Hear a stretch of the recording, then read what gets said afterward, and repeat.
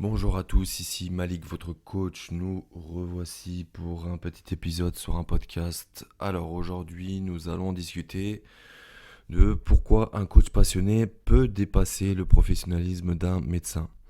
Alors tout simplement, je vais démarrer ce podcast en répétant une chose, ce n'est que mon avis personnel avec mes arguments que je vais vous énumérer tout simplement et je vais vous expliquer pourquoi je pense ça vis-à-vis aussi de ma carrière professionnelle, personnelle. Euh, donc voilà, et bien entendu, je vais parler d'une médecine générale et pas forcément une médecine en spécialité, en hôpital, tout simplement. Je vais parler de médecin généraliste ou alors de diététicien ou nutritionniste. Voilà, tout ce qui se rapproche un peu plus près en fait du coaching, tout simplement, et du coaching que je fais particulièrement. Voilà, et c'est pour ça que je me permets de faire un petit comparatif, et aussi ça permettra aussi de passer un petit coup de gueule sur ce qui se passe un peu en ce moment au niveau médical et tout ce qui se passe autour de nous, cette espèce d'humeur ambiante, de peur de tomber malade ou autre. Voilà, tout simplement. Alors, pour commencer, on va comparer un peu les cursus de chacun. Donc, on va commencer par les médecins. Donc, les médecins, généralement, c'est des études qui vont de 3 à 11 ans. Alors, bien entendu, la majeure partie des médecins généralistes font 5 années. Ces années-là sont découpées entre stage en hôpital et partie théorique à la fac, tout simplement.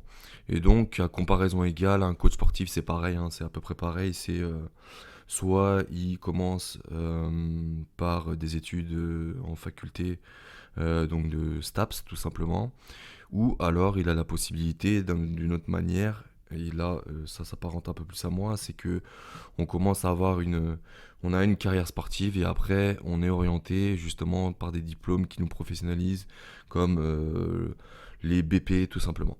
Voilà. BP, brevet professionnel. Voilà. Donc voilà. Alors, je pourrais dire dans les deux cas que, bien entendu, je vais pas m'amuser à faire alors le bon coach c'est ça et le médecin, le bon médecin c'est ça. Non, c'est que tout dépend du cursus et tout dépend de la voie qui a été choisie et comment la personne s'est comportée. Si moi je regarde un peu ce que j'ai pu faire durant toute ma carrière sportive déjà, c'est-à-dire que comme j'ai commencé très jeune, j'ai compris très très jeune que l'hygiène de vie était une base pour mes résultats sportifs, donc il a fallu que j'apprenne de pas mal de choses. Et que c'était pas forcément mon coach qui était là à la salle, à l'entraînement, pour me dire qu'il fallait me fasse, exploite mes capacités physiques et techniques pour que je puisse être performant, qu'il puisse me faire évoluer. Mais en dehors de ça, il y a des facteurs comme le sommeil, l'hydratation, la nutrition. Surtout que moi, j'étais soumis à des catégories de poids assez jeunes, dès l'âge de 14-15 ans. Donc, il a fallu que j'apprenne de moi-même parce que ça, notre coach, il ne le fait pas, et puis c'est pas son boulot à proprement dit. Voilà.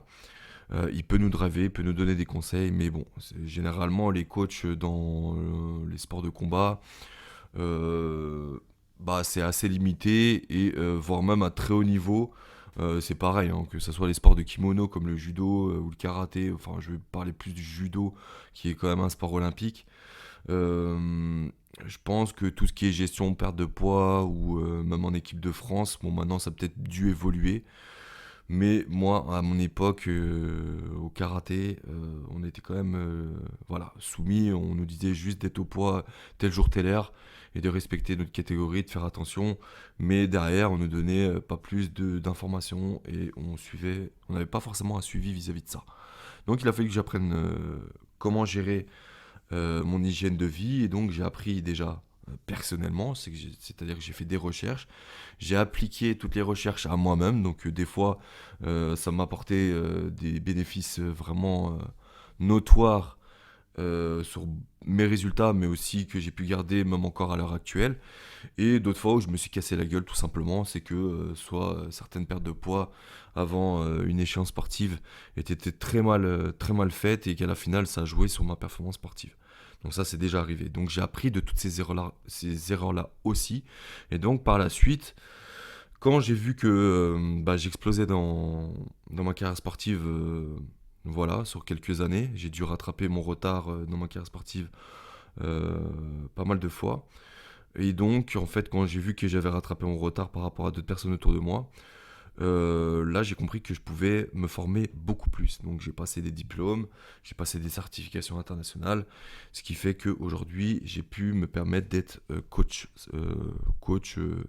dans mon domaine, c'est-à-dire que moi, je suis plus dans la transformation physique, la perte de poids et accompagner les gens à avoir un objectif, les accompagner d'un point A à un point B. La comparaison que je pourrais faire avec un médecin, particulièrement, c'est que le médecin, bon, il a une grosse partie en stage en hôpital, ça c'est indéniable. Il a une grosse partie théorique, mais généralement tout ce qu'il prodigue en hôpital ou en faculté, il ne l'applique pas forcément à lui-même. C'est-à-dire qu'il n'apprend pas forcément de ses échecs et que ce que je pourrais comparer, c'est que un médecin de nos jours, en tout cas en 2021, je pourrais pas parler d'il y a 20 ans ou 30 ans, mais de ce que je vois maintenant de nos jours, et c'est pour ça que je fais ce podcast maintenant, c'est que les médecins et les médecins généralistes ne sont pas soumis à une rigueur du résultat. Et ça, c'est très, très dommageable comparé à nous, les coachs. C'est-à-dire que nous, si on n'a pas de résultat, eh ben, on ne mange pas, entre guillemets, hein, si je peux caricaturer ça comme ça. C'est-à-dire que si on n'a pas de résultat, personne ne va taper à notre porte pour nous demander des coachings. Et donc, on ne peut pas justifier en fait des résultats et du coup du bienfait de notre coaching.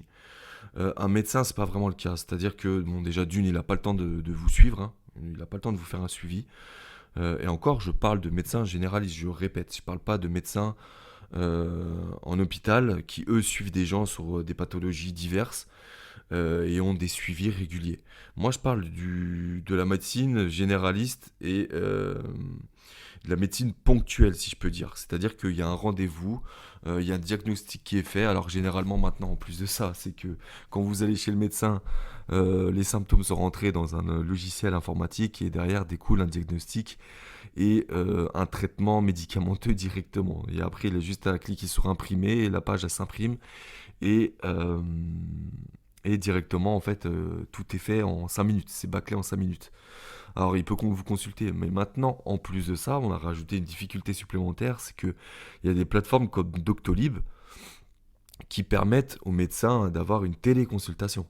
Et là, je trouve ça un peu ahurissant, et ça, c'est pour ça que je fais un peu ce podcast aussi, c'est que c'est pour donner un petit coup de gueule, c'est que on est en train de perdre une médecine, et ça, c'est très dommageable. On est en train de perdre une médecine, et c'est que maintenant, la médecine, elle est par écran interposé, et je trouve ça quand même assez fou qu'un médecin n'est pas euh, euh, un médecin n'est pas, comment je puis dire, ne puisse pas se dire que c'est obligatoire d'avoir un contact physique avec un malade. Bien entendu, en étant protégé et tout ce qui va avec. Pour moi, déjà, c'est un médecin généraliste. À chaque patient, normalement, il devrait porter un masque. Je trouve ça ahurissant que toutes les années, on a pu voir un médecin. Notre médecin était comme ça, avec son petit costard ou sa petite chemise ou son petit pull. Et il soit devant nous comme ça, en contact de certains virus, en contact de certaines maladies. Voilà, tout simplement, normalement. Voilà. Mais pour revenir au sujet, c'est que pour moi, un médecin, il est obligé d'avoir un contact physique, ne serait-ce que pour prendre une température, une tension, voir les symptômes, et puis voir la personne en face de lui, en fait, tout simplement. On voit, enfin, il y a un contact, le contact physique, en médecine, il est primordial. C'est primordial, et on est en train de dématérialiser un peu tout ça, et qu'à la finale, en fait, ça devient plus de la médecine, mais ça devient du business. Ça devient du business, à savoir que maintenant, bah, avec Doctolib, 5 minutes, c'est 30 euros. Et à la finale, sur notre adresse email, on reçoit tous les papiers pour aller à la pharmacie et avoir soit un arrêt de travail, soit un certificat médical. Et puis voilà. Et puis voilà, mais sans vraiment avoir un diagnostic vraiment super pointu et pointilleux.